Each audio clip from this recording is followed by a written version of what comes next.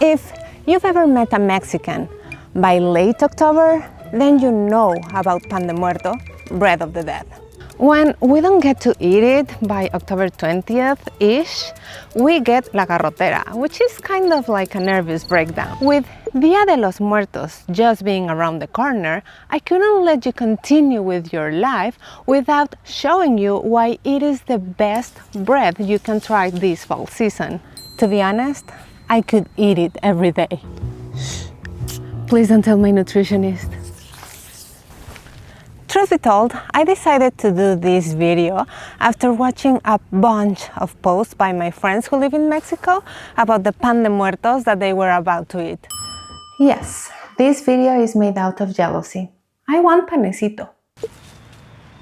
Pan de Muerto, bread of the dead, is especially made for Dia de Muertos, a UNESCO-protected holiday that we celebrate in Mexico during the 1st and 2nd of November.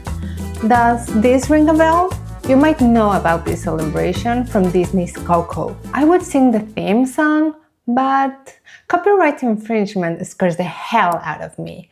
Plus, I do have a terrible singing voice. It's believed that during those days, the spirits of the deceased walk amongst us. So, we place an ofrenda.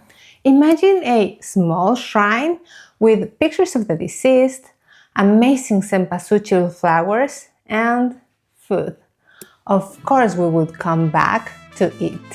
Yes, Mexican food is that good. An ofrenda should include the visiting deceased favorite dishes and pan de muerto. I would take personal offense if I came back all the way to the realm of the living and there was no pan de muerto in my ofrenda. Just as I would if you don't click like and subscribe right now. This is a fluffy brioche-like bread with a sweet orange blossom taste.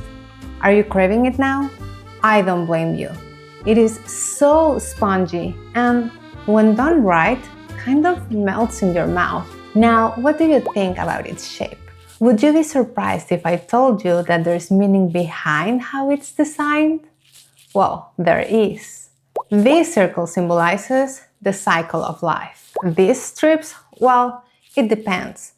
During my childhood, I was told that these are meant to represent the bones of the dead, but later on, some people told me that it was the tears of the deceased. I'll stick to huesitos. I don't want my visitors crying.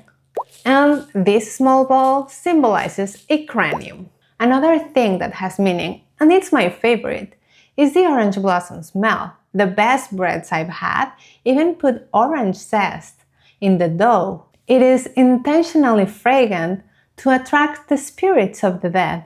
Do you know of any other meaning I'm missing? If you do, please let me know in comments. I'll throw in a disclaimer. This bread is made in other shapes and flavors.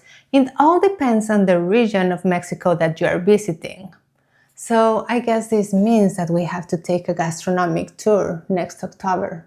¿Te imaginas? Consider that this gorgeous and delicious bread was born from the colonization of pre-Hispanic tribes and civilizations that lived in what we now call Mexico. These civilizations were big on sacrificing people to nourish their gods, to whom they offered a bread made of amaranth and human blood. Conquering Spaniards decided that human sacrifice would not continue on their watch. Although, to put it politely, they were not also big supporters of quality of life. Unless by quality, we mean alive, enslaved, abused, and converted into another beliefs.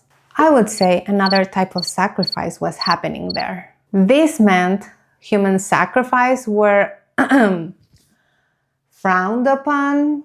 So now, Pan de Muerto is made from the ashes of the deceased. No, of course it isn't. It is made of sugar, flowers, and many colors. Okay, just trust me, it has no human ashes. I am used to the Pan de Muerto that is sprinkled with sugar on top, but some areas cover them in ashes. But that is ceniza de totomoxtle, ash made from charred corn husks.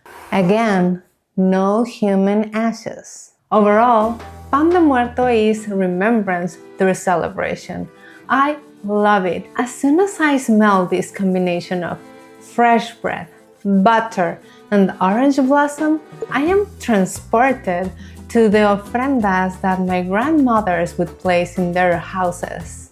I remember tales about great-grandparents that I never met but whose life I treasure. I remember school, where we would have to research a famous dead person and place an ofrenda honoring them. Ofrendas even allow us to mourn those who died and shouldn't have. I am really glad I got to live through these experiences that Mexico brings to our world. Pan de Muerto and Dia de Muertos have taught me not to fear death, but to celebrate it as part of life. I do so every year Dia de Muertos comes around. This is why Pan de Muerto is the best bread you can have this fall season, or any other. Thanks for accompanying me while I restrain myself from eating this amazing bread. Falta poco! Let me know if you're on your way to get some Pan de Muerto, and remember to subscribe and hit the notification bell. See you on the next video. Ahora sí.